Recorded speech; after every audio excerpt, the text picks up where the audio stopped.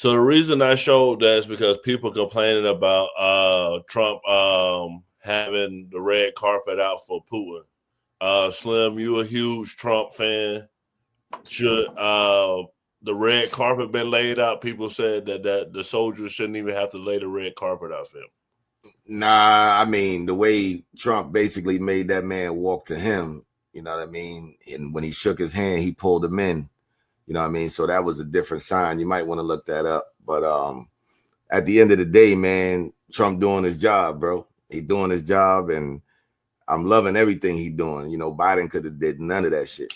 You know what I'm saying? At the end of the day, he doing what he's supposed to do. So I'm cool with it. For sure. So I'm going to let him talk about it before I go to everybody else to hear from Trump himself. Together almost 3 hours. And it was very extensive, and we agreed on a lot of points. I mean, a lot of points we're agreed on. But there's not that much. There's, one or two pretty significant items, but I think they can be reached. Now it's really up to President Zelensky to get it done. And I would also say the European nations, they have to get involved a little bit. But it's up to President Zelensky. I think we are, and if they'd like, I'll be at that next meeting. They're going to set up a meeting now between President Zelensky and President Putin. And myself, I guess, I didn't ask you about it. Not that I want to be there, but I want to make sure it gets done. And we have a pretty good chance of getting it done. King J, was this an L for Trump? Did Trump accomplish anything with this meeting? This shit was weak as hell. Weak as hell. We ain't never had a president in modern history willing to bend the knee to this fucking dictator. It's never happened.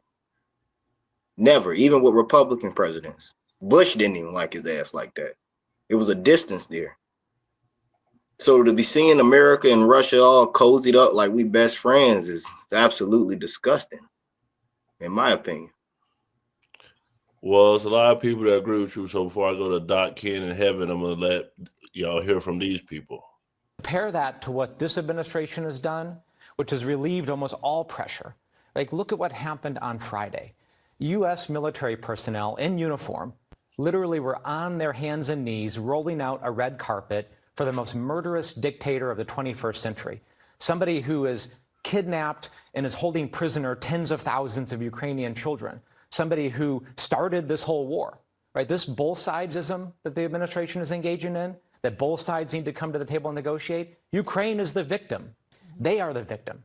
They didn't start this war, Russia did. And somehow we keep on acting like Vladimir Putin deserves to be brought out into the open like any other head of state. Yeah. This is a historic embarrassment and defeat for U.S. foreign policy. Doc, is this embarrassment? Is Ukraine the victim? Maybe Ukraine is a victim. I don't want to get into deciding that myself personally. I don't think it's an embarrassment. How are you supposed to treat the leader of a superpower nation, when he comes to American soil to negotiate with our president?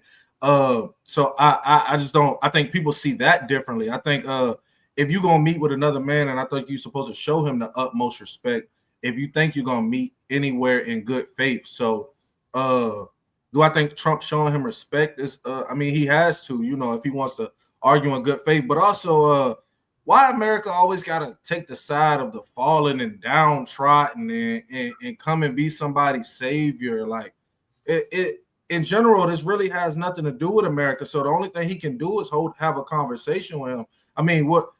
I don't want to go to Russia. I don't plan on going to Ukraine, or I don't want to see my brothers or anybody kids or anybody's sons go there either. So I think he's going to have to have a dialogue at some point. And, how does that go without leading with respect? Okay, I'm going to show Rubio's lies, who's Trump's Secretary of State, where he changed his mind, and then I'm going to have Ken in heaven respond to this. Frank, this is not our war. The United States is not in a war. Ukraine is in a war, and we've been supporting Ukraine. We happen to be in the role of the only country in the world, with the only leader in the world, that can actually bring Putin to a table to even discuss these things. Now, the president has traveled, all the way to Alaska, all the way back, has dedicated months and months of work, our entire team on this matter, because we want to see an end to the war. But if tomorrow the war continues, life in America will not be fundamentally altered. Here's why it matters. Because after World War II, the world said that never again are we going to allow countries who decide that their neighboring countries belong to them to just invade and take them. Once they take one country, they never stop, they keep going. That was the case of Nazi Germany. Nonetheless, the world said we're not going to allow that to happen again. That's what World War II was about, and frankly, to some extent, that's what the Cold War was about. So as a result of that, we've lived in a world where we've avoided a third world war. It's important at this point to remember Churchill, if you want to go back into history, Churchill had people around him that were actually pushing for an option in which Nazi Germany was allowed to dominate continental Europe, but the UK could still be, the island could still be sort of independent and keep themselves apart from all that. He knew that that was a fool's bargain. He understood that Hitler would never be satisfied with that, and he understood that even if that arrangement happened, the Britain and the West would forever be dominated by and subservient to Nazi Germany. Thank God he was in charge and not some of these other people. So having, as you can see, Marco Rubio changed his mind a lot once he got in the Trump administration. Is he allowed to change his mind, or is it because he's bootlicking Trump? Everyone is bootlicking Trump, first of all. We should not be hosting war criminals. We shouldn't have done it when Bibi Netanyahu was here. We shouldn't have done it with Putin. They are both war criminals. Wanted by the ICJ. They should be arrested. Okay, for sure. Ken, what about you? Is Marco Rubio just a tool? Of course, man. I don't let nobody in the media tell me who's a bad person or not, right? Every president is a serial killer. So a killer's no killers. So you laying out a carpet for your kind, right? And it's in terms of bending the knee, we bend the knee every year for Israel. That's what we do. So every president bends the knee to Israel, right? So why not bend the knee to a person that got nukes, right? Killers, no killers. And to my knowledge, I think Putin was trying to stop NATO from keep expanding. I don't know, but I'm not going to let the media tell me who I can like or who I don't, right? They're all part of the talking heads. 1 minute, these people are your friends. Next minute, they're like, you should hate them. You know what I'm saying? So, no, I think Trump just gave the red carpet for someone who's his kind. They are serial killers. That's what they do. And I want to show this graphic to show that basically the attacks have doubled since Trump's been in office. It shows that Russian attacks on Ukraine have nearly doubled since President Trump came into office. And in fact, in July, Russia launched more than 6,000 missiles and drones. That's the highest amount of attacks since the war began. And then I'm going to go to basically show you guys what Mike Pence, Trump's old vice president, had to say about what he should do with Russia. Ambassador Witkoff say the meeting was... Thanks for having me on, Jake. You just heard Ambassador Witkoff say the meeting was a big success. President Trump says the meeting was a 10 out of 10. What rating would you give it? Well, first, I think the president should be commended for pursuing peace in Ukraine. This president has already secured peace agreements in Africa, Armenia, and Azerbaijan. I think he deserves credit as leader of the free world for not giving up on Ukraine, particularly, Jake, since there are many voices in and around the administration that would have cut Ukraine loose months ago. So I want to commend the president for trying to make progress.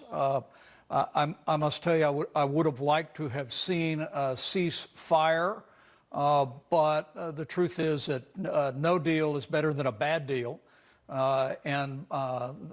What we heard Ambassador Witkoff describe is encouraging, that there was at least an assent in Putin's and Trump's meeting to the United States providing security guarantees. And clearly the president didn't forfeit anything having to do with America's national security or with the security of our allies in Eastern Europe in the midst of this war. But, at the end of the day, it's important to remember the bad guy here is Putin. Mm-hmm. Putin launched an unprovoked, brutal invasion more than 3 years ago. I've traveled to Ukraine twice. I've literally walked the streets, seen the aftermath of that brutal invasion. And now more than ever, America and our allies need to stand strongly with Ukraine and create the conditions for a just and lasting peace. So, King J, I know you're mostly basically all Democrat. Does Pence coming out saying that Putin's the bad guy, does that make you trust Republicans even a little bit? Hell no, I don't trust them people closer than I could touch them. I don't trust them folks. Nothing they do is good for me. So I don't trust him. I mean, I respect his opinion, but I just don't think what happened was good. I feel like as the president, if you want to be an intermediate, you should have at least brought the other president in so you can discuss the future of his country together as a group, not hold talks behind somebody's back. I'll be honest with you. If I was the president of Ukraine, I wouldn't trust you at all. Y'all just had a whole discussion about me. That's just like me. If I was sitting on the block and I see two folks having a discussion about me, you think I'm going to trust either one of them and say they my homeboy? Hell no. Nah. Why y'all talk about me without me being there? That's my problem with that. For sure. So Bawana said, then MAGA want to hang this guy. Heaven, is Mike Pence bitter? Is that why he going against Trump? I think everybody should go against Trump and what he's doing, but that's my personal opinion. Because it's illegal. But nevertheless, I don't think he's bitter. But I wouldn't trust him, not even a little bit. For sure. So I'm going to get the guys to respond, but first I'm going to play what Bill Clinton said about Ukraine previously. In Ukraine? Well, I knew that President Putin did not support the agreement President Yeltsin made never to interfere with Ukraine's territorial boundaries. An agreement he made because he wanted Ukraine to give up their nuclear weapons. They were afraid to give them up because they thought that's the only thing that protected them from an expansionist Russia. So he gave them up. Yeltsin's word was good. He kept his word, but he couldn't pass it through the Duma. So when it became convenient to him, President Putin broke it and first took Crimea. And I feel terrible about it because Ukraine is a very important country, and I feel a personal stake because I got them to agree to give up their nuclear weapons, and none of them believe that Russia would have pulled this stunt if Ukraine still had their weapons. So I think what Mr. Putin did was very wrong. And I believe Europe and the United States should continue to support Ukraine. There may come a time when the Ukrainian government believes that they can think of a peace agreement they could live with, but I don't think the rest of us should cut and run on them. Doc, they gave up their nuclear weapons, and now the U.S. turning it back on them. So does that make you feel any differently hearing that they gave up their nuclear weapons? Nah, they're some suckers. You know what I'm saying? I don't care what nobody says. There's 100 people outside, and they be like, yo, Doc, give me your gun. It's going to be one-on-one. Never. You'll never get it.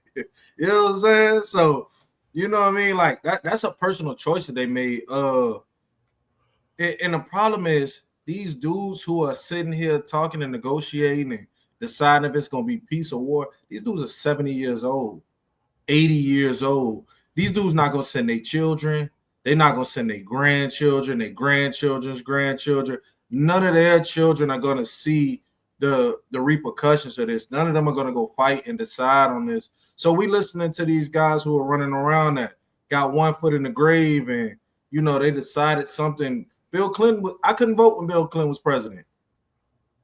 So it ain't really, maybe nobody on this panel could vote. I don't know. I don't want to say everybody, you know what I'm saying? But it's just a lot of people that's really old and like on the back nine, the back three, you know what I'm saying? Trying to make these decisions and stuff. And I mean, that's the decision they made. They got to live with. For sure. So I'm gonna get Ken and Slim to respond on what the Australian Prime Minister had to say about Trump.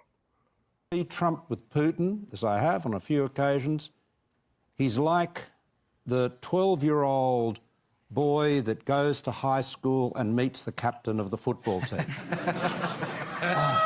My hero. It is really creepy. It's really creepy. Now, and that struck you at the time? Oh, absolutely. It struck everybody. It was like you could touch it. It was the creepiness was palpable. Are you trying to say they're having a bromance? No, I'm not saying. I'm just telling you what I saw. Regrettably, the Republican Party under Donald Trump, and particularly the right wing of the Republican Party, are very sympathetic to Vladimir Putin.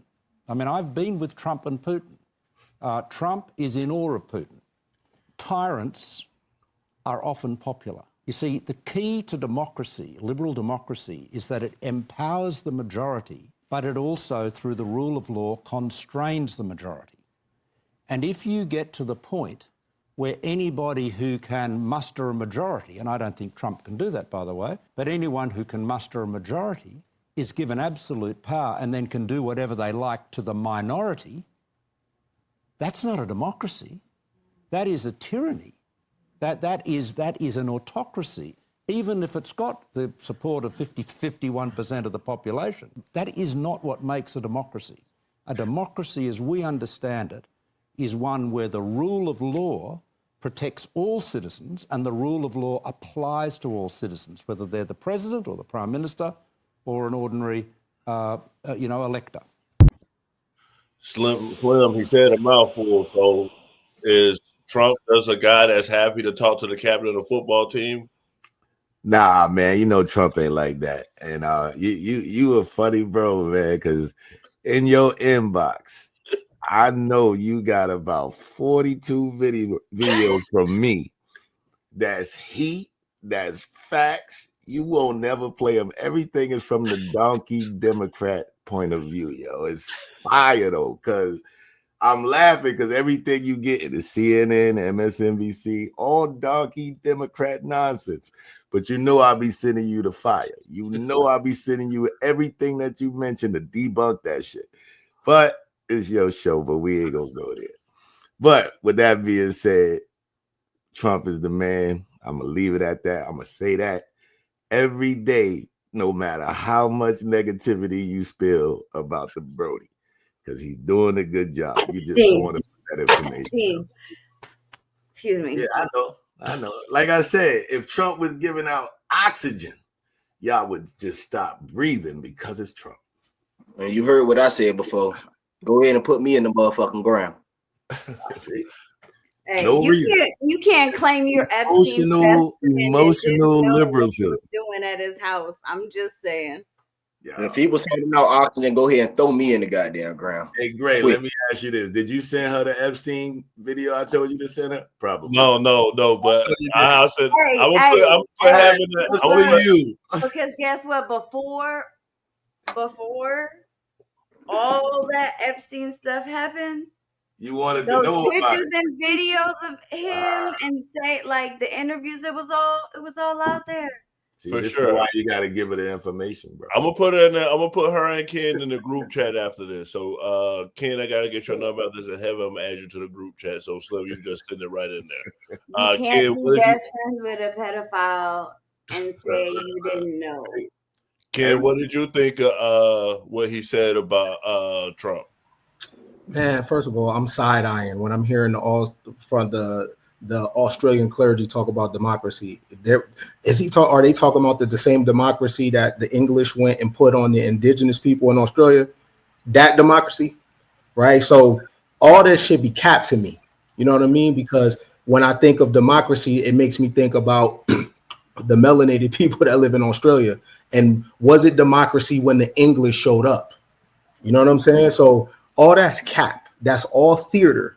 You know what I mean? It's one empire critiquing other empires. These people all represent the same empire and they do the same things. And when I'm listening to a Democrat or Republican talk about Russia, correct me if I'm wrong, American Samoa, Guam, Northern Marina, Puerto Rico, United States Virgin Islands, right? When we're land grabbing, when people is on there, I'm sure in other countries, they're saying what they're saying about Putin. They're saying the same thing about our officials. We land grab. We do the same shit. The difference is we watch American media. So Putin bad, our government good. In their country, their government good, our government bad. It's the same theater. Empires just doing WWF with each other. Same shit.